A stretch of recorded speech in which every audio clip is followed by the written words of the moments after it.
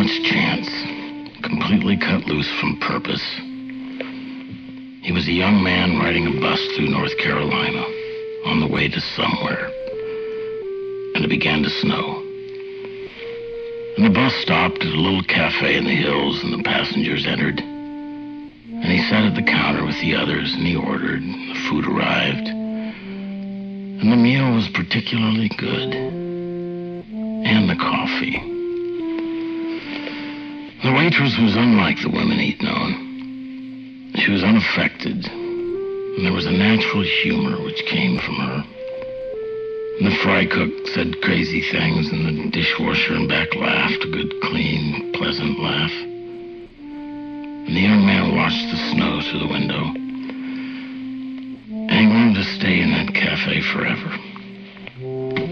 And the curious feeling swam through him that everything was beautiful there. And it would always stay beautiful there. And then the bus driver told the passengers that it was time to board.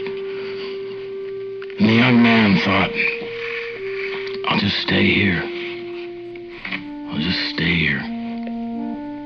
But then he rose and he followed the others onto the bus.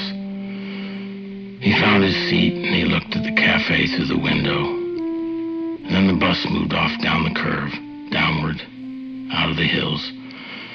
And the young man looked straight forward.